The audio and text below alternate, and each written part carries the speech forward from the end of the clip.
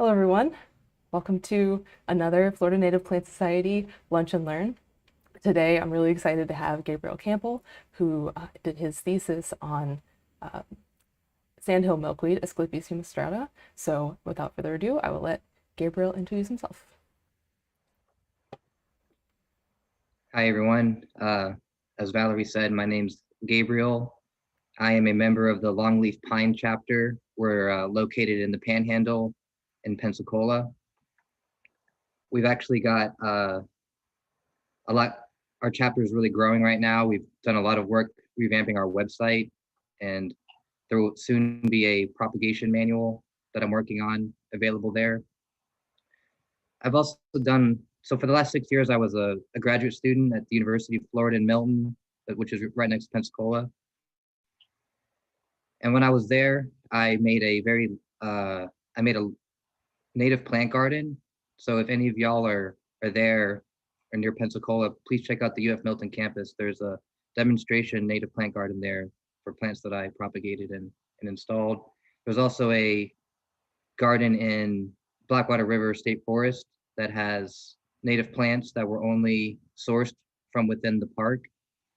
And that's about 30 minutes north of Pensacola. So anyway, without further ado, I will, what you'll see next is the exit seminar for my PhD work I did at the UF at Milton, and it involves the restoration of Sandhill Milkweed. Awesome. Thank you, Gabriel. And so I'll get that streaming now. Well, good morning, everybody. My name is Mack Thetford, and this morning I'd like to introduce to you Gabriel Campbell, who is presenting his exit seminar. Gabriel is a graduate student with the Environmental Horticulture Department here at the University of Florida, under the direction of Mack Thetford and Debbie Miller. He has research experience involving plant propagation, production, outplanting, and monitoring of Florida Panhandle native coastal beach species. In particular, as part of his master's research, Gabriel has published germination requirements for Lupinus diffusus and published his work describing collection methods and germination requirements for Asclepias humistrata, the Sandhill milkweed. Gabe has been very involved in our teaching program and as a teaching assistant for multiple courses, including plant propagation, Florida native plant landscaping, annual and perennial gardening, plant communities in North Florida, and dendrology of plants, just to name a few. He's also very active in the Florida Native Plant Society and supports our local Longleaf chapter, where he participates in many educational programs.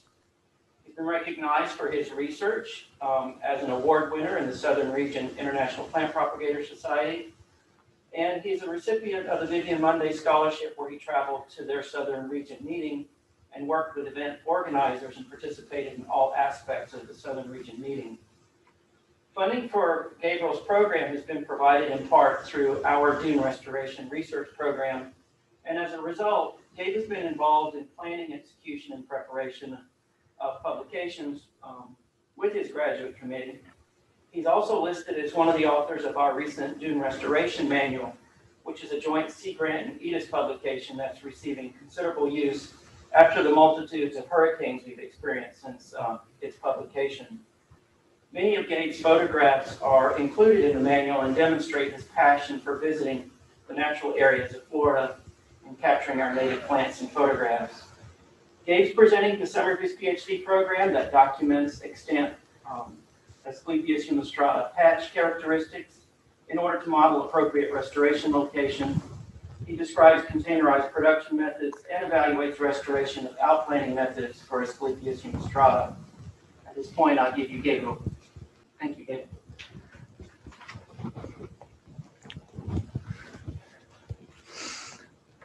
All right, thank you. And thank you everyone for coming today to listen to me talk about my work. And as Dr. Thetford said, I'll be talking about Asclepias humistrata today, or Sandhill milkweed, talking about its conservation, greenhouse production, and restoration outplantings.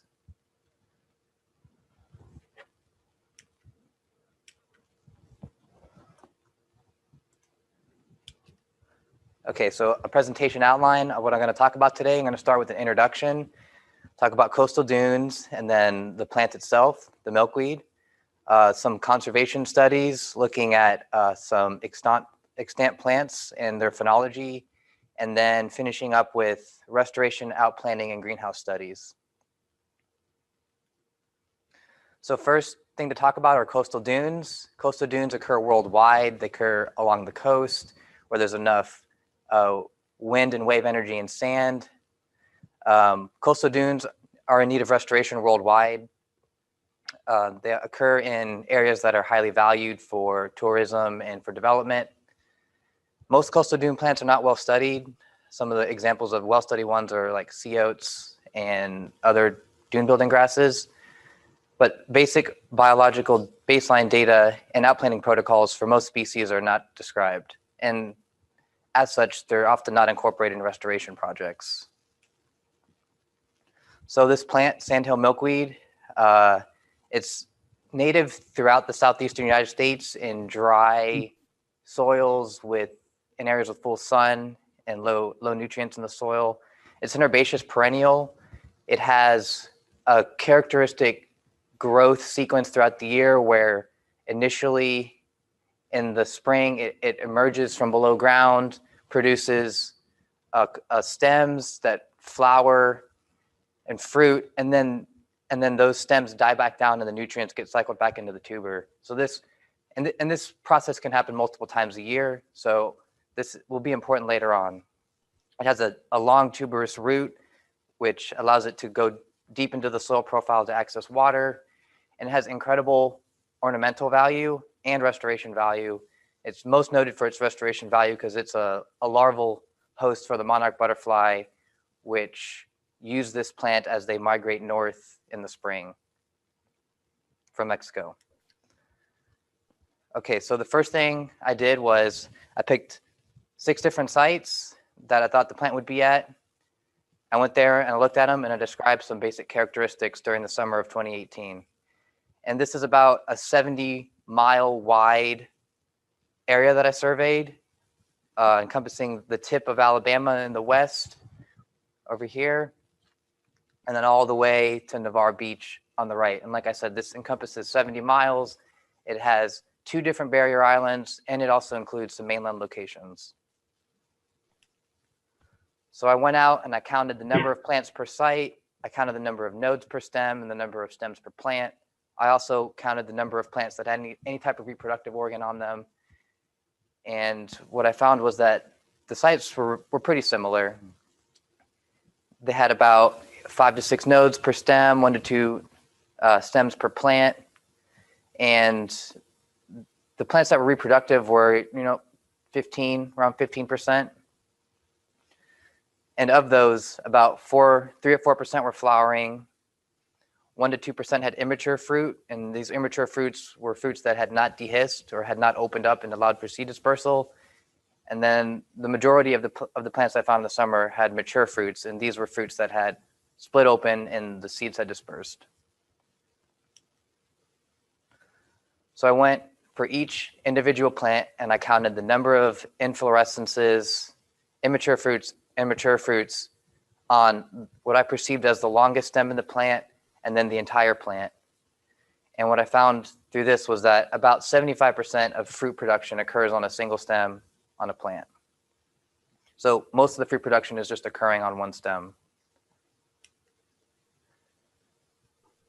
So the next thing I looked at was the phenology of these plants, or basically how these plants are growing over time. When do they emerge in the spring? When do they produce flower buds and flowers? When do they produce fruits? And then when do they go dormant? And I chose 2 populations at Perdido Key here as PK and Navarre Beach. And these were on 2 separate barrier islands along the coast of northern Florida. So I went out and I counted the number of individuals at each of these 2 sites, and I broke the individuals into whether they were small or large, and this was just by site. So if they looked like they were 4 centimeters or less, then I called them small, and if they were larger than 5 centimeters, I called them tall. And what I found was that, so I did start a little bit earlier than this graph, looking for plants. I started in January and February and went out every few weeks, and there were no plants.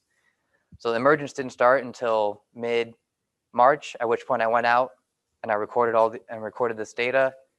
And what I found was that initially there were large plants that were emerging, but then as you went closer to spring, you had more of the small plants emerge. And then there was a peak number around May, and then by November there was hardly any, and then by January there were 0 plants. I took various vegetative measurements or various morphological measurements. I measured the height, I measured the number of nodes per stem, the width of the plant, and the number of stems per plant for both sites. And what you see here is that the sites are pretty similar. The plants are largest around the end of May, and the plants have the most stems per plant at the initial in the early spring. And like I said, this was because there were more large plants in this early time, and these large plants tend to have more stems. So I went out and did the same thing in the 2018 survey, and I just recorded the number of plants that had any type of reproductive tissue on them, any type of reproductive organ, any flower buds, any flowers, fruits, that kind of thing. And still, not very many of these plants are mature. Not many of these plants are producing flowers. Most of them remain vegetative throughout the year. And at the highest point, there's about a quarter, maybe a little bit more than a quarter of all plants are reproductive.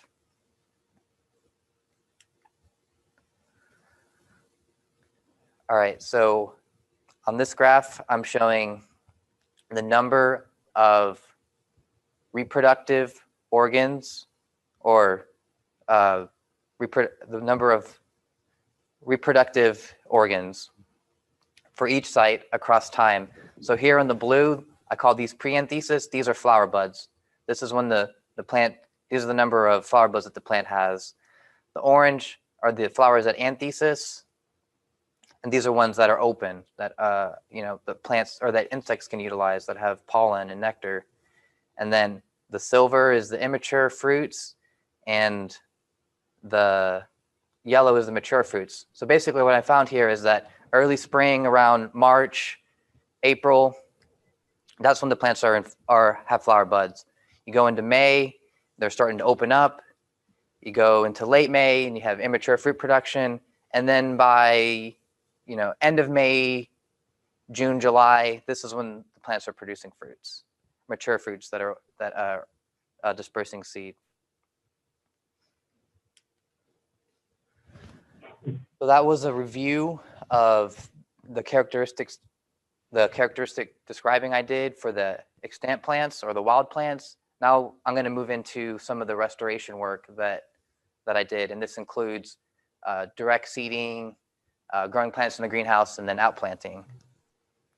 So first thing you need to do with this kind of stuff is figure out what is known about the plant. And it just so happens that this was the focus of my master's work. I figured out the germination of the species. The seeds are not dormant when they are shed from the plant. You need a large seed, bigger than 5 millimeters. They prefer moderate temperatures to extreme temperatures. So think probably spring or fall temperatures rather than the heat of summer or the cold of winter. They prefer dark. And these seeds are easy to germinate. You get nice seed, you get good high quality seed. You try to germinate room temperature, you're getting near 90, 100% germination. No seed pre-treatments needed. So the first experiment I did was a direct seeding experiment where I tested the effects of microsite, soil cover, and protection on seedling establishment within back dunes over 1 year. I chose these back dunes because these were the types of locations that I observed the plants in my initial surveys. So I concluded that these were appropriate sites for the plant to occur. And some of these things that I tested, like for example, microsite, I looked at placing the seed under the canopy of a scrub, coastal scrub. I also looked at the edge of this coastal scrub. so right along the drip line of some of these scrub oaks, and then in open areas, open sandy areas that were Gulfward of the scrub. I also looked at soil cover. So the seedlings, I planted the seedlings 2 centimeters deep in the soil, and I either covered the seeds with sand, so you can see in some of these that just have sand, or I covered them with leaf litter from nearby coastal scrub. I also looked at protection, so whether the seeds would benefit for any type of protection. I included PVC pipes with or without this wire mesh.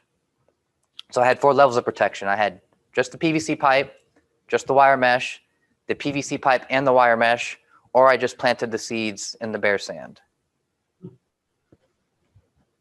I initiated this experiment around the time of natural seed dispersal, using seeds collected on site, and the experimental design was a split plot, randomized complete block design with the 3x2x4 full factorial arrangement of treatments.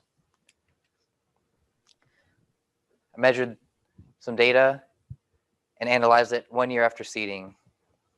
The main effects and their interactions were tested for significance using generalized linear mixed models, and this is essentially the same modeling technique I used throughout this talk, throughout my work. I used fixed and random effects, and when there were repeated observations, I accounted for that. And then the differences between the means for significant main effects and their interactions were tested at a p-value threshold of 0.05.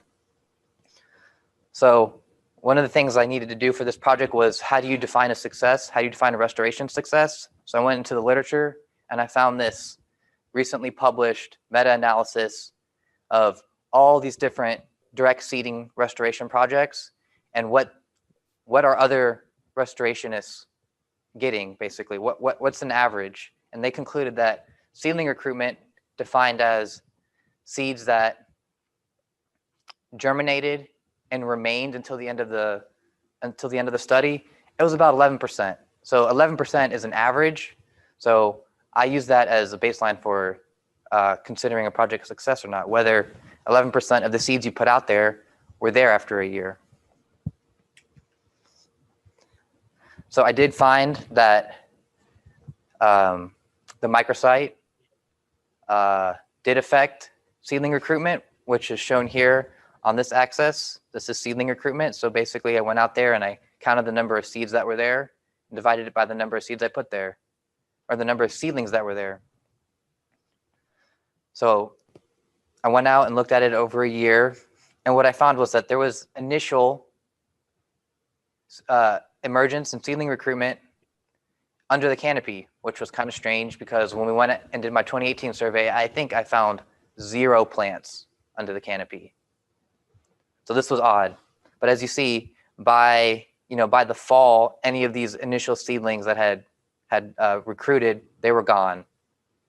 But then by spring of the next year, this is when we're starting to get recruitment, and we're seeing that plants on the edge or in the open areas of the microsites, those were where the seeds were occurring.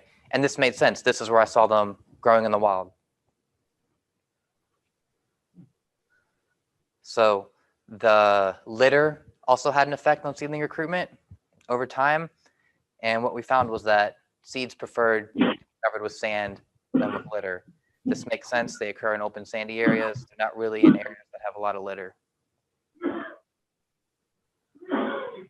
Lastly, protection was also significant. Also had an effect, and it was essentially a negative effect for PVC and mesh, or for mesh. Sorry. So to summarize this slide, protection did not increase seedling recruitment, and in fact, when you had mesh, it reduced it. So this is a success. We had well over 11% seedling recruitment after 1 year. The plants were tiny. This is what a restoration success direct seeding Asclepias humistrata looks like. 1 year after you put a seed, this is what you got. this really helped me redefine what I consider restoration success just by looking at something. And another interesting research question from these findings are the seeds should have germinated in the fall according to the germination work I did initially. Despite the seeds being non-dormant, they didn't germinate until spring. This is like 9 months after I put them out there. So there's something going on here. So that was direct seeding. We figured out how to put the seeds out there. Next, I'll move on to how to grow this plant in a container, and then how to take these containerized plants and put them out into the coastal dunes. So the production information for this plant is lacking. I couldn't find any information on the literature besides a few anecdotal things about people germinating them in a growth chamber or something and growing them out to a small plant. I've killed a lot of these plants. I think I've killed thousands of them at this point. And I've talked to other growers, and they've killed a lot of them too. So there's basic production information that's needed. So in this experiment, I sowed seeds on end of January, and then these seeds were planted into back dunes by the end of May, and then I recorded survival a few months after that. So within this experiment, I looked at the effects of fertilizer rate on the greenhouse and outplanting performance after 4 weeks in the greenhouse and 3 months in the field. I used these 3 different rates of 15, 9, 12 Osmocote slow release fertilizer. And these plants were grown in 48 cell liners. These are standard liners used in the horticulture industry. Collected all kinds of data on them, too much to present here. So I'm only going to present survival, the dry weights of these plants, the different tissues, the shoots, tubers, and roots, and some of the nutrient data we collected. We collected nutrient concentrations of various micro and macro nutrients for each of the different fertilizer rates. We also collected things like the heights and the nodes per stem and tuber widths. So survival was very high. It was like 95%. I think even this one that's fertilizer rate of high, it's lower than low and medium, but it's still high. So high survival across all the fertilizer rates. I think medium had a 100% survival. So the dry weights, which is shown over here in milligrams for the 3 different fertilizer rates. We have the total weight of the plants is represented here by these uppercase letters, and letters that share, or bars that share a letter, are not significantly different. So we can see here all 3 of these have A's. So there was no difference in the total weight for the 3 fertilizer rates. There was no different in the shoots, which is here in silver. There was no difference in the tubers, seen here in orange. There was a slight difference there was a significant difference in the root production. Essentially, high fertilizer rates, plants that were subjected to high fertilizer rates had less root production than plants subjected to medium fertilizer rates. So here's a picture of what these plants look like. Don't look too much different. Again, the high just has slightly less roots. And so from this, we conclude, or I recommend, a low fertilizer rate.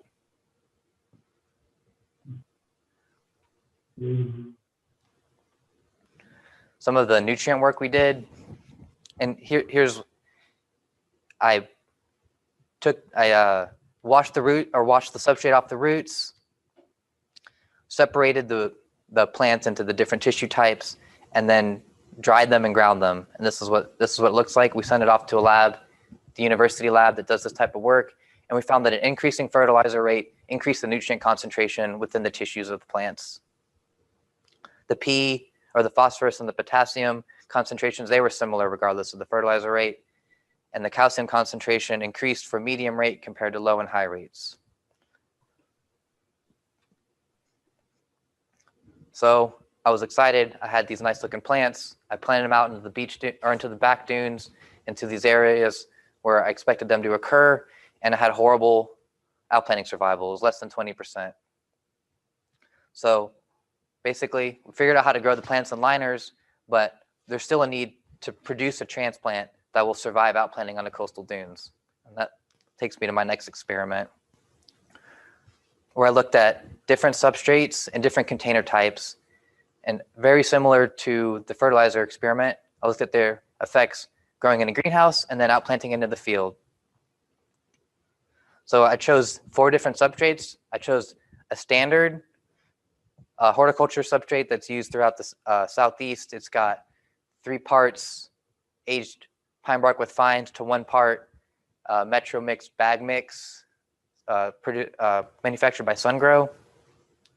And this standard mix has perlite like most horticulture substrates which have perlite. Unfortunately, perlite is perceived as pollution by many land managers, so we need to figure out a way to grow these plants without perlite. So I included 3 perlite-free substrates. 2 of them, this HF Coir and HF Peat, have loblolly pine fiber that's been shredded and heated under pressure. Those are mixtures of this shredded fiber and either coir or peat. And it's about 70% coir or peat to 30% of this hydrofiber. And then the last substrate I tested was this Sunshine Mix PF, which is produced by SunGrow. It's a commercial bag mix, and it's made of peat and what they call peatland aggregate, which are just larger pieces of peat than are usually in bag mixes.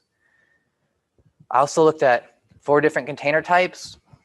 I looked at standard liners like I grew for the fertilizer experiment. I grew the fertilizer experiment in these 48 cells, looked at 2 different sizes, small or large, and then I looked at the same volume but with a different shape, and these are called tree tubes. These are generally recommended for restoration use when you're outplanting into dry soils because this deep soil profile allows the roots theoretically to access water in these dry soils. Took very similar data to the fertilizer experiment. I also included this visual quality assessment where I assigned plants as either healthy, shown here with green and purple foliage, moderately stressed with yellow-green to yellow foliage, and then highly stressed, this yellow-green to white foliage.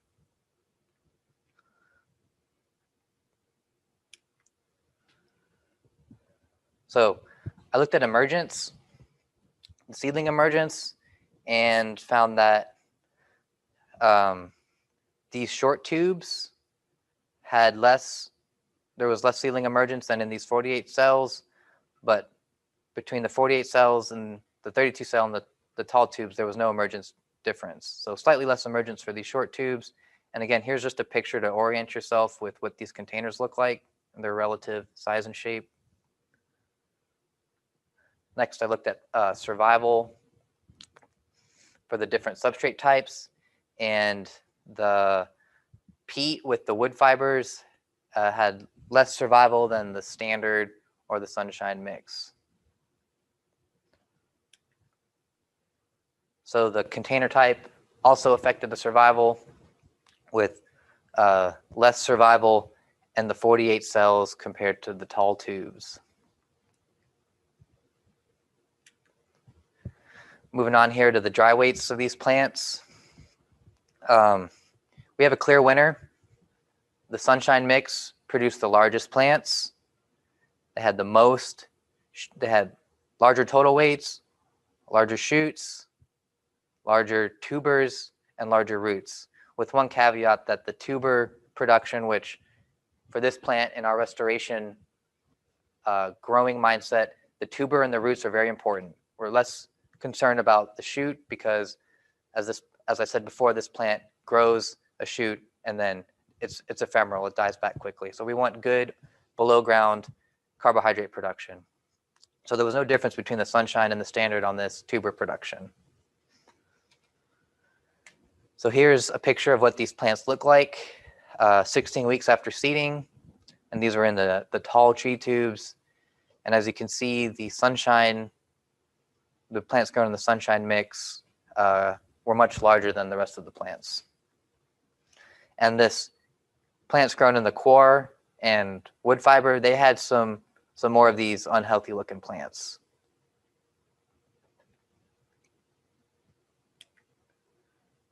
So the container type, it also affected the size of the plants. With these large containers, plants produced in large containers were larger than plants produced in small containers. It makes sense. The plants had more access to more resources, and there was a similar relationship with the shoots and the tubers and the roots.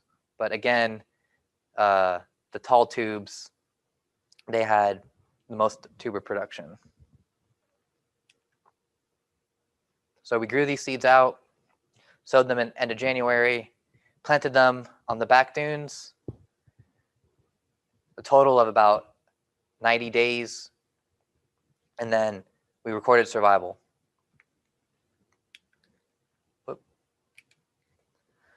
So we went out, much like the fertilizer experiment, we planted plants in these back dunes in areas where we expected them to occur.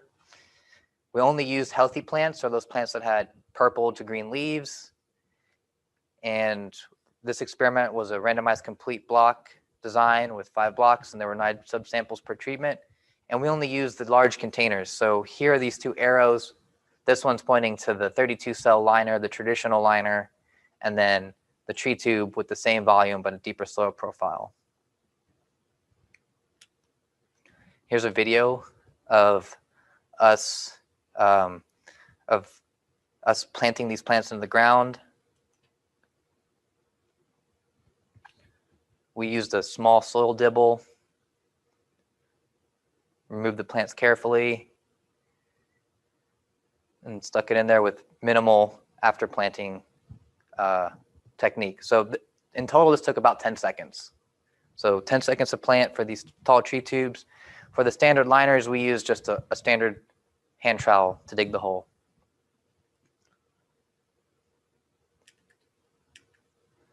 So here's a picture of what one of the blocks looked like after we planted everything. Plants are looking healthy here. Went back and took survival, and what we found was that these tall tubes, they were far superior to the standard liners. So these, again, these containers that have this deep soil profile, these were advantageous for restoration. This agrees with a lot of literature out there with restoration outplantings into dry soils. And then we also see here that substrate really didn't matter as much as the type of container, but there was slight differences between the standard and the HF peat. But still, we're getting high survival here with these tall tree tubes. This is a success, restoration success. Okay, moving on here to another study. We figured out how to grow these plants using standard horticulture medias. Now we're interested in looking at some alternative medias or alternative substrates that are low cost, that are environmentally friendly, and that use recycled materials. So we looked at 5 substrates in total, 2 standards that are composed of pine bark and different types of bag mixes, which I've had success growing this plant in the past using these types of substrates. And then we looked at also 3 different compost-based substrates, and we grew these plants in these 4-inch tall pots. So the compost substrate was 100% compost, which we purchased from Escambia County Utilities Authority. It's a county program we have here in Pensacola, where the city collects yard waste and uses biosolids or sewage, treated sewage. They compost them and then they sell them to the public. I think we paid $10 to get a pickup truck full. You just drive there and this stuff is very cheap.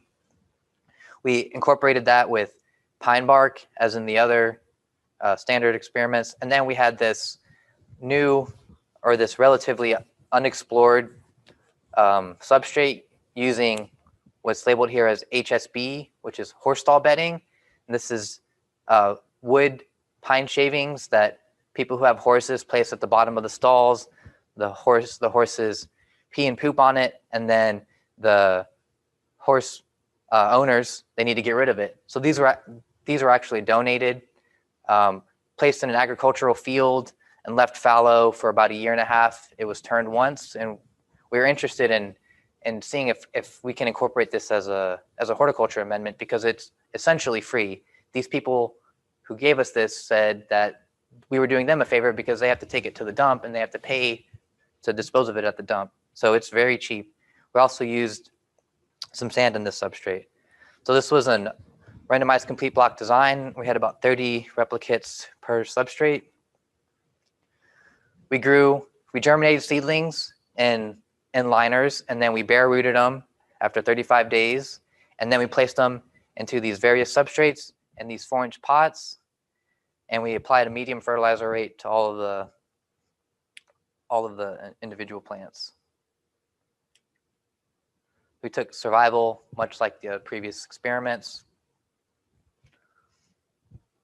Or we took survival and growth characteristics. And we also took reproductive characteristics, because they actually produce flowers and fruits, or they produce flowers, I should say, while they were in production. In the other experiments, there were no flowers produced. So we have a clear winner again here for the substrate type. This substrate that I was explaining, composed of the compost, the horse stall bedding, and the sand, had larger plants than all the other substrates. But also, compared to the 2 standards, all 3 of our compost-based substrates far outperform the standards. So there's definitely potential here to think about using these compost-based substrates and container production for this plant, and probably for other plants. So again, the compost, horse stall bedding, and sand was the largest, but as you see, no difference in tubers between the 3 compost-based substrates. So looking within a restoration perspective, all 3 of these probably produce plants that will perform similarly in outplantings. Here's a picture of what these plants look like. I think it was 85 days after seeding, which is pretty quick. It's less than a 3-month production cycle from seed to transplant ready 4-inch container. But again, as you can see, this compost, horse stall bedding, and sand, it dwarfed the other plants. But they all looked healthy, they all looked good. It's just that these standards were taking their time growing.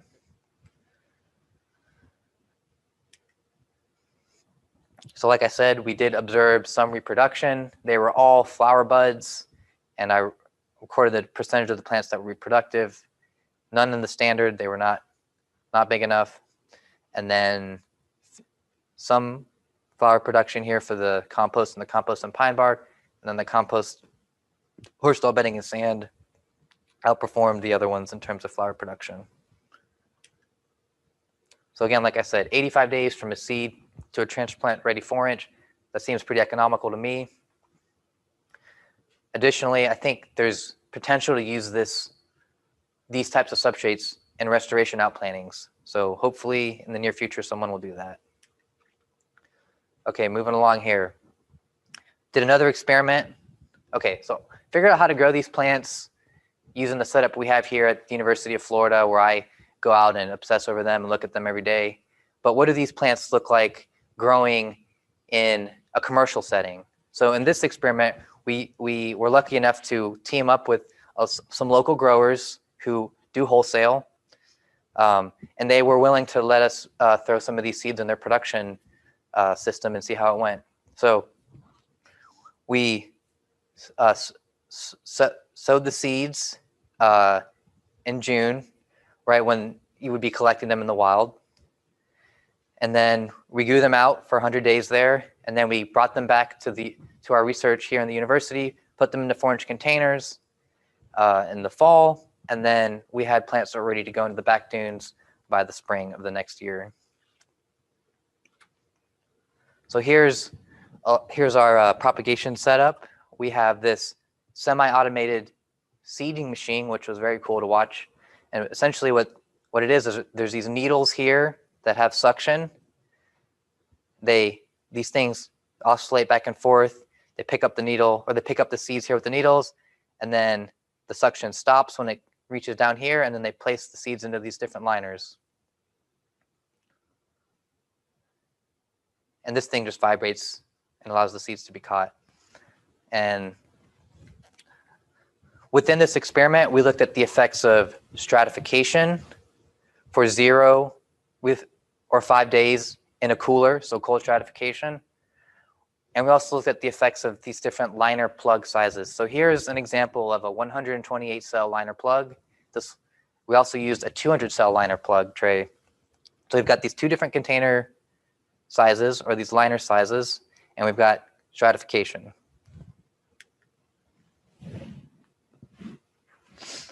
So there was an interactive effect here between the stratification and the liner size, with stratified seeds grown in 128 cell containers, or the large containers, showing reduced emergence compared to the others.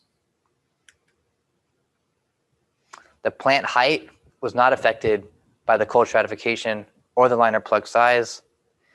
And as you can see here, the plant stopped growing after 60 days. So essentially, sometime between this day 30 and day 60, the plant stopped growing. And what we have here is an ability to hold these plants at this liner stage for at least 40 days, if not longer. So this is important for growers. If you produce a liner, on this date, it still has a shelf life. So you can hold it for a while. So moving on here to the plants, we got these liner plugs, we brought them back, and then we put them into 4-inch containers, and then we continued the treatment structure and recorded what we saw. And while we saw an initial difference in height between stratified and non-stratified seeds, by the end, there's no difference. Even by day 60, there's no difference. So there was initial difference, but that was soon not there.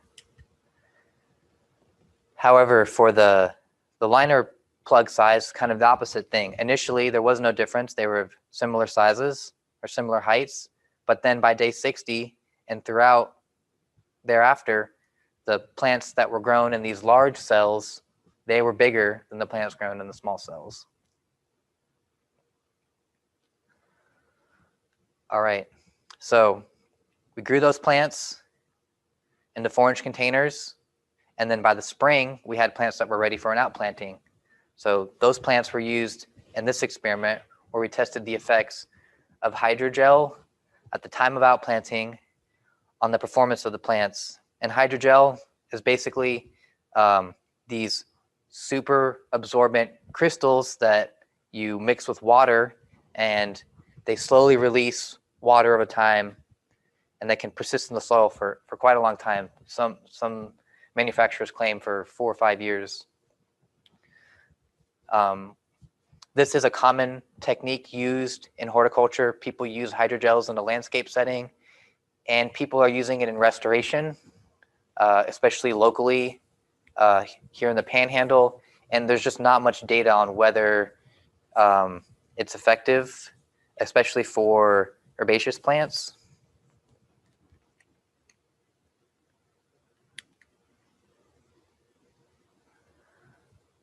So again, these are the plants from the previous experiment where we grew them out as liners in a commercial facility, brought them back to the UF, grew them in 4-inch containers, and then we outplanted them in the spring. We applied about half of the hydrogel at the bottom of the planting hole, as seen here in figure B, and then the remaining we kind of shimmied around the edge of the root ball until it got to about the top quarter, at which point we filled it with sand. We filled the root ball covered the root ball with about 2 centimeters of sand. And then we did all that, and then we recorded growth 100 days after planting, and then we recorded survival like 140 days after planting. So great news, we had another outplanting success using these 4-inch containers and the standard horticulture mix. And hydrogel did not improve survival, did not improve growth. So we are not recommending the use of hydrogel during spring plantings in 4-inch containers for this plant. So in conclusion,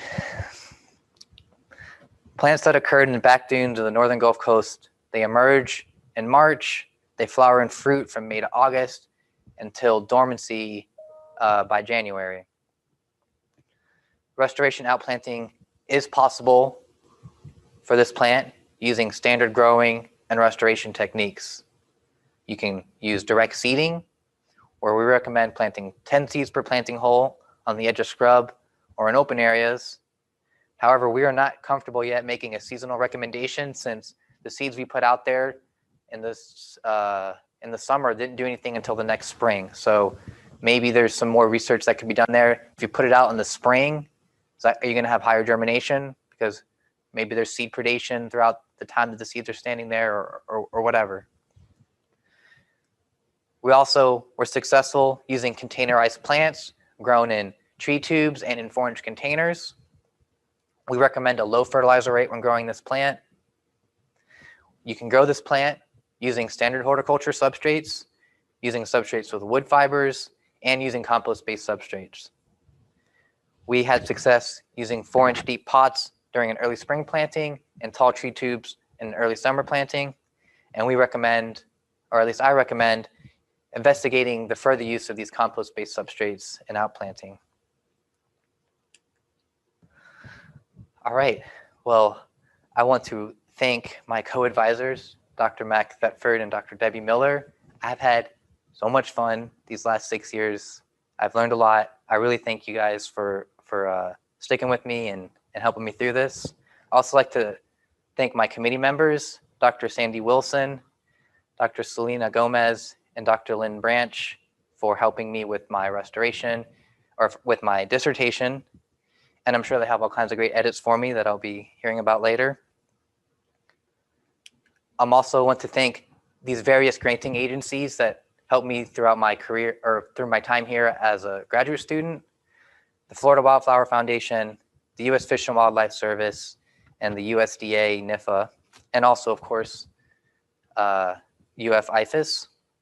I want to thank my friends and family, especially my parents and my partner, Ashley Moore, and her family. They've been very supportive through this time.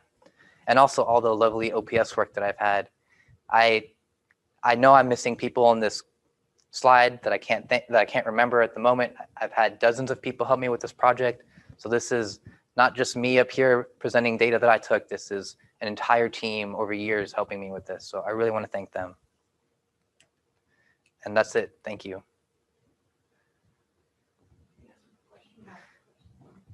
Questions now, but are they unmuted?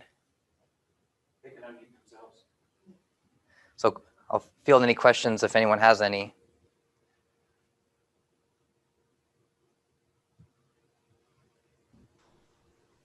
I have one, I might ask. Can you please speak up? Sorry, this is Michaela here. I have a question for Gabriel. So with the impacts of recent hurricanes that have taken place, has that, had any effect on your research at all out there on the dunes?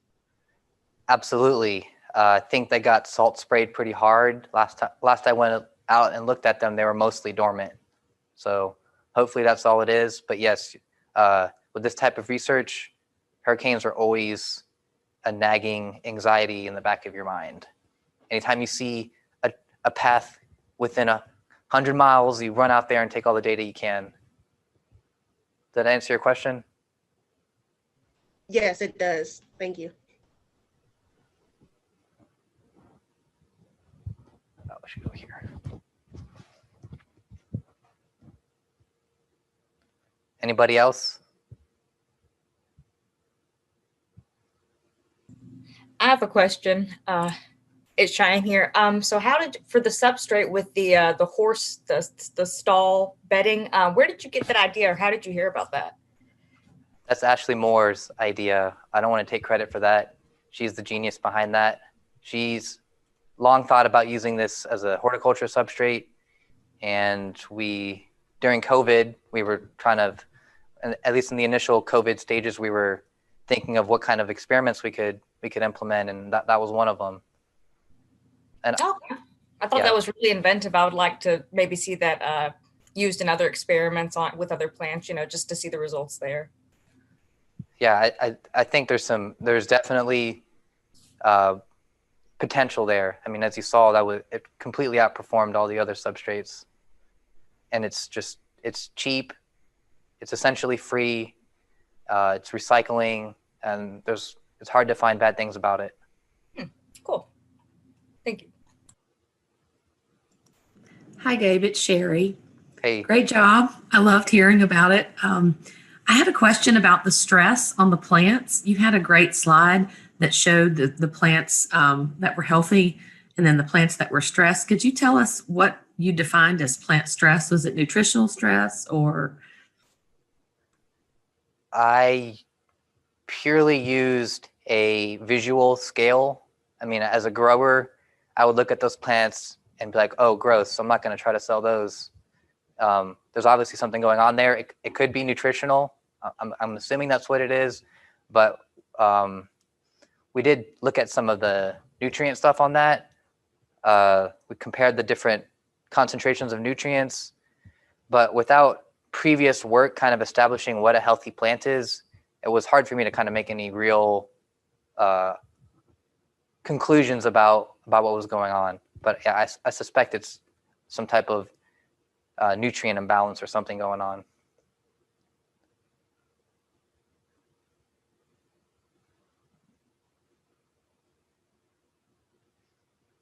Let me ask you one question, Gabe.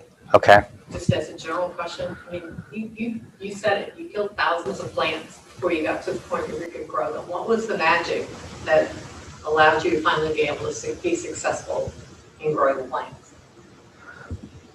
I think it was a combination of preventative fungicides, because I didn't mention this, but the plant is susceptible to greenhouse pathogens, and very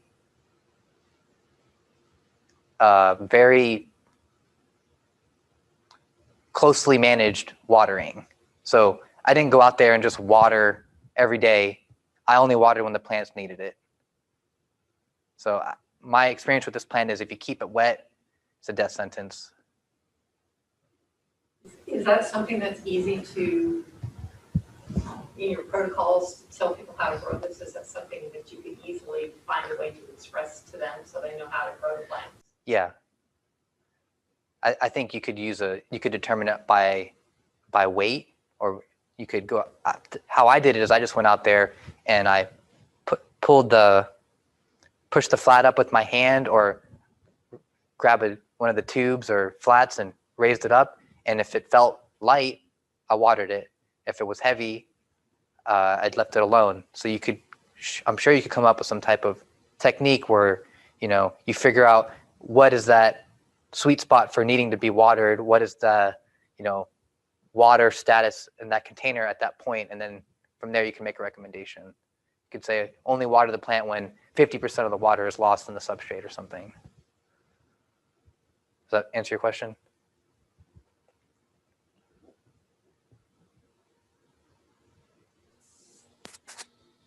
Can I add in a comment? Sure. Also, besides managing the water by the weight, the different substrates that are used are going to have an effect on how much water is sitting around the roots of the plants as well. So I think that you can look at that substrate data, and that can also give some clues as far as water stress in the plants. I agree. Thanks.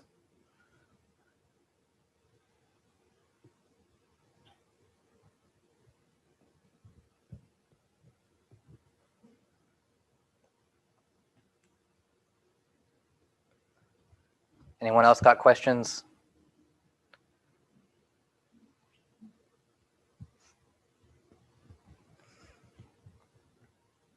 Well, we'd like to thank everybody for joining us today, and we're going to take a break here, and then we're going to meet back with Gabe's committee and have a discussion about his work. So thanks again for everybody participating.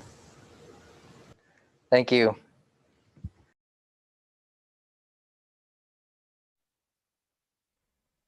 Everyone, thank you for sticking with us for a bit longer than average Lunch and Learn. We will take your questions, but first I wanted to address the range of Asclepias humistrata first. So I'm pulling the range map over so everyone can see it. So it's basically the Florida range, entire panhandle, Central Florida, and then probably through Highlands County down to Collier, but no vouchers yet.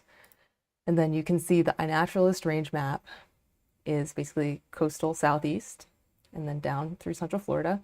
And then the BONAP range is, these green counties. So, and that's great advice to not plant things that are, not native to your area. But in this case, Asclepias humistrata is native to Central Florida and the Panhandle and Northeast Florida and Southwest Florida. But there's no voucher specimens for Southeast Florida. Okay, so now we're going to take your questions. Thank you everybody for your excellent questions. The first question from I'm Alone is, was data collected in 2018 and was it affected by the hurricane that hit the Panhandle? So there was data collected in 2018 and we were far enough away from Michael where we didn't really get much effect of it. So. Great. Diane Goldberg asks, when was the fertilizer applied and was it granular or liquid? That's a good question. It was different for the different experiments, but generally once the plant emerged, meaning any tissue came above the soil line, I typically did a low liquid soluble fertilizer of around 50 to 100 parts per million, one time a week while it was a seedling. And then once it was planted into its larger containers, it was fertilized with granular fertilizer, an Osmocote, slow release type.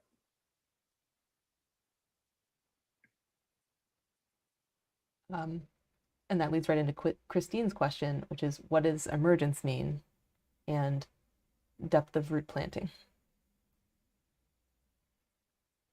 So, right, emergence is slightly different than germination. Germination is typically defined as the protrusion of the radical through the seed coat or the little baby root pokes out of the seed. But then emergence in greenhouse experiments and in field experiments typically means some part of the tissue rises above the soil line. So it's slightly different.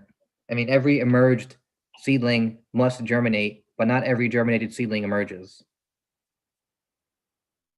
Excellent. And the depth of the root planting, I'm not sure if I understand the question completely, but typically if I'm doing an outplanting, I'll plant the root ball, maybe half an inch below the soil when I'm out on the beach, just to make sure that the root ball is not exposed. Yes, I asked Christine for clarification, but she didn't get back to me in the chat.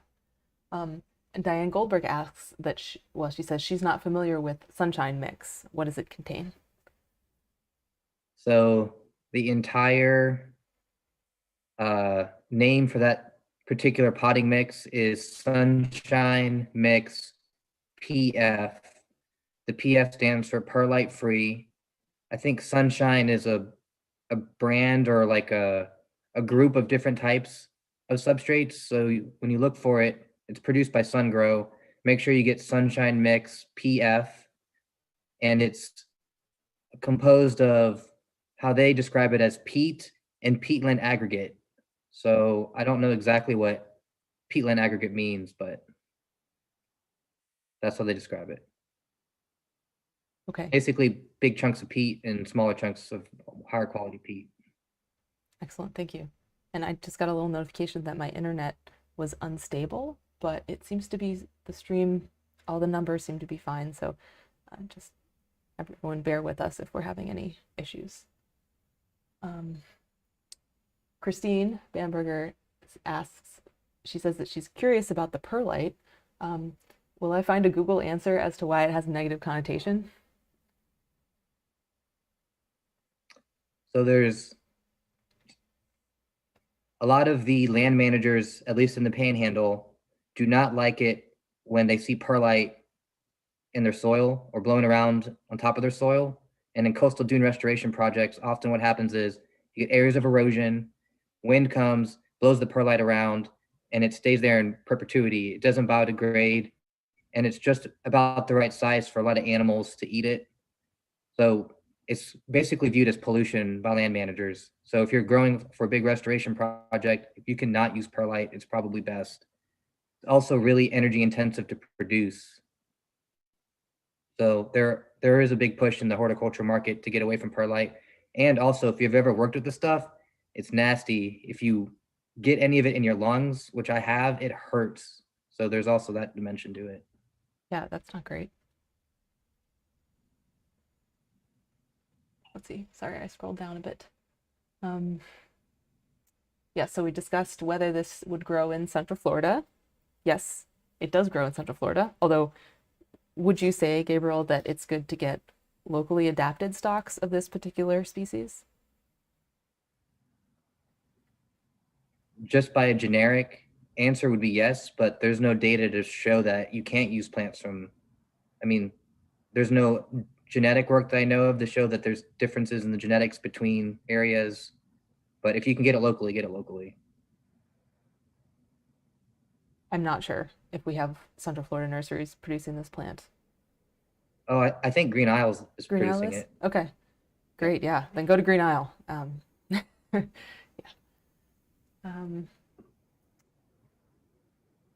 see. A lot of compliments, so thank you, everyone. Marion Ryan asks, what is the source of your compost? So I did answer that in the chat, but a nice discussion would be good. So here in Escambia County, there is a county program that uses human waste, biosolids, and collected yard waste. They use a one-to-one mixture of the two, and they use a pretty complex professional composting system and facility that they have, and they produce compost that the public can buy. And it's about $20 to fill up a truck, the bed of your truck. And I've seen people use it to grow all kinds of stuff. Great, thanks. Kathy Perez asks if you would define stratification. So just generally, stratification it's a pre-treatment technique for sowing seeds. Some seeds require stratification in order to germinate, and you can have cold stratification or warm stratification. Basically, the idea is the same. You get the seed wet, and now that's crucial. If you don't get your seed wet, if the seed's not imbibed, then you're not doing stratification. You're just doing dry storage. So first step is you get the seed wet, and then you put it in a lot of people put it in like a Ziploc bag or a jar or whatever. Get it wet, get it cold or warm. Cold being like just above freezing, warm being I don't know, 80s, something like that, degrees Fahrenheit. And then you keep the seed in that condition for a certain length of time, and then you sow it. And as a side note, some seeds need cold stratification, then warm stratification. Some need warm stratification, then cold stratification. Some need cold, warm, cold, and you can, limit it to your imagination. Some seeds require a lot of different things before they germinate. But for this experiment, we did cold stratification for a short period of time. Thank you. Question about the HSB. Did you have the HSB evaluated by UF Labs? And please define it. Right. So part of one of my substrates that had really good performance for the Sandhill Milkweed and for 4 other coastal beach dune species, I should add, that I did not use, that was not presented here. It's horse stall bedding. And this stuff is treated as waste by people who own horses. Mm-hmm. So we were able to have some people dump their used horse stall bedding in a field, and the horse stall bedding is placed in horse stalls, and I guess the horses poop and pee on it. Mhm. And so we aged it in a field for about a year and a half. I think we turned it once. So it was aged horse stall bedding. And that was not independently analyzed, but the whole potting mix, which had horse stall bedding, compost, and sand, was analyzed. And I think my dissertation's out there if anyone's interested. Yes, Uh, the link is send it actually to- in the description, the video Okay. description. So yeah, people have access to that. So yeah, all the chemical analysis, physical substrate analysis, that's all included in that dissertation. And as a former horse owner, I have to ask, was this like like a shavings type bedding or a straw type bedding or like a mixture? Right. That's good. So I don't know anything about horses or horse stall bedding really, other than these appeared to be shaved pine chips. Pine Was- chips, okay. Yeah. Yeah. Okay. Cool. Yeah, those are a little expensive, so I never use those. Let's see. Dawn Riley asks, did you observe monarch butterflies using the plants? Well, I have seen monarch butterflies using Sandhill milkweed, but most of my stuff was grown indoors in a greenhouse. So I didn't see any monarchs in there, but I have put plants out in the yard and seen monarchs use them. It doesn't take them long to find it.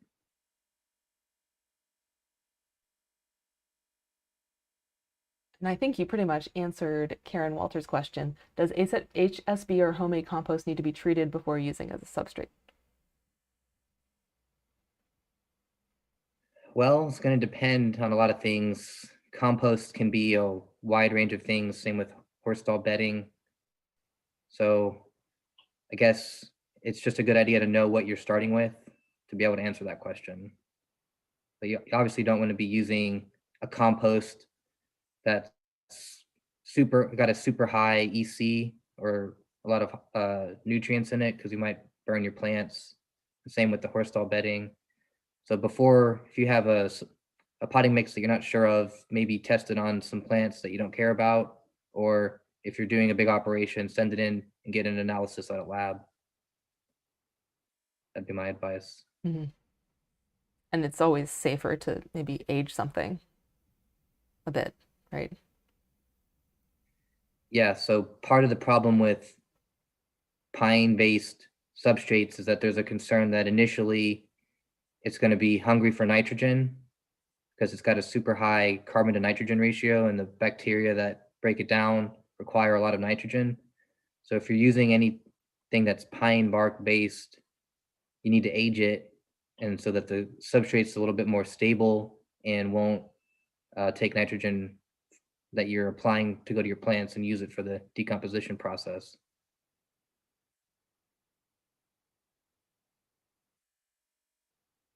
And then you have the perennial question, what will you do next?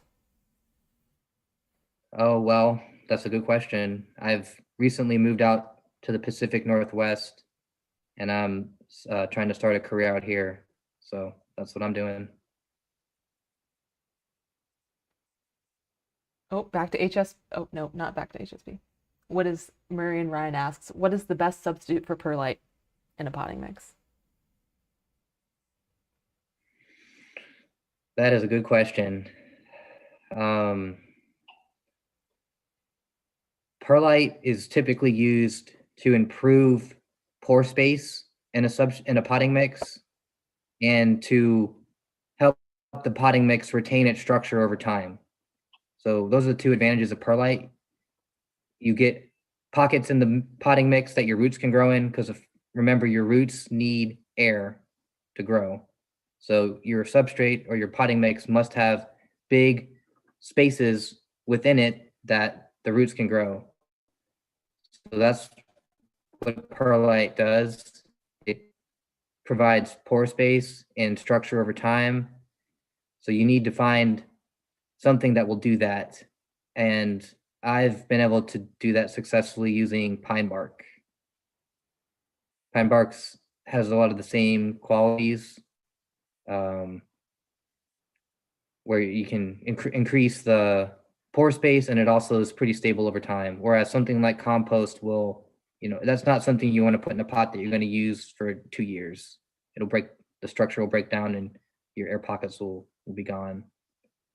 So it depends on a lot of things, what you're trying to grow, what your container is, all that kind of stuff. But pine bark, if you cut most substrates with pine bark, you can get that air porosity that you need. Of course, there's many other things too that could replace it. Mhm. Shelley Merrill asks, can the same technique be used for Asclepias tomentosa and Asclepias tuberosa?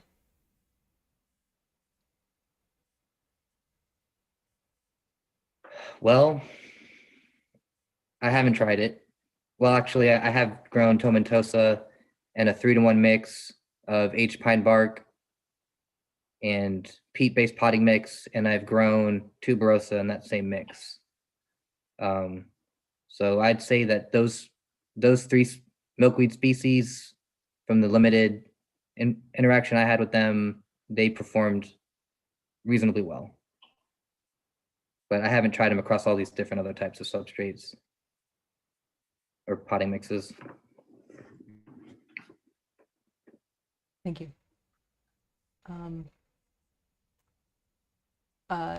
J.E. Shipper, I'm guessing, it's all one, says, was the horse stall bedding significantly different in texture than the compost when you were done with it? I guess probably when you were starting to use it. Yeah, it was different. I don't know exactly how to describe it. The compost was much smaller.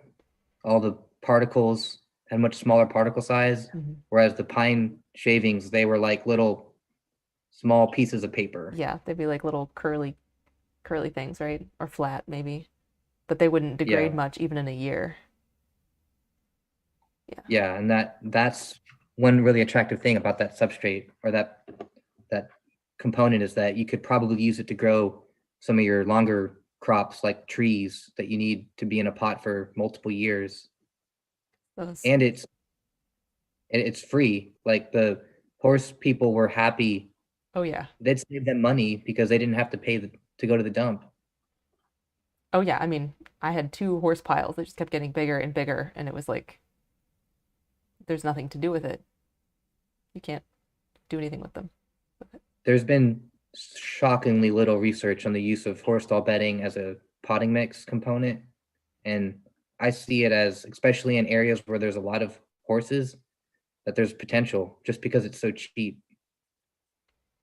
and it's sustainable, or, better than harvesting peat. Right. Producing new Right. potting mix it's a recycled material. Right. Not, buying potting mix that comes in bags, 50-pound bags, and then having to throw away all those bags and stuff. Yeah. Well, so on that topic, if you were in Ocala, for example, with a lot of horse people, do you think that what you're doing with propagating this particular species of milkweed is commercially scalable?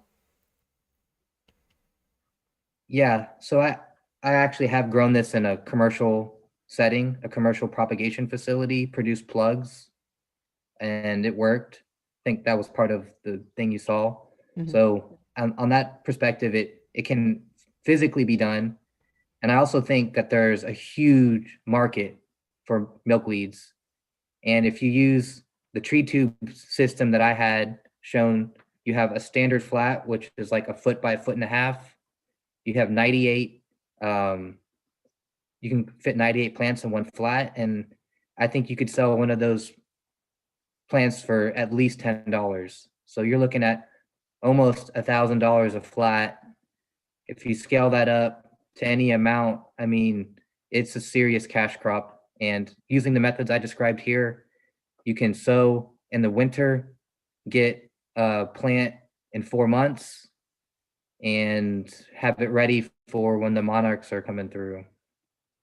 So yeah, I think there's, if you can secure the customer base, there's a way to make a lot of money in just a few months with this plant Awesome. and other milkweeds for that matter. Awesome. All right. Well, that's all the questions. You're getting a lot of kudos. Wonderful program. Thank you. Great presentation. Great work. Great use of media. So, yeah, and I really appreciate you Cool. coming on as well. Well, it's been my pleasure. Thank you for inviting me. Of course. And yeah, thank you for picking this as your thesis work and, caring so much for our native plants. And, I hope to get cracking on releasing your propagation guides here so more people can be growing native plants. Awesome. Look forward to it. Okay. Well, I hope everyone has an excellent weekend and a great rest of their Friday.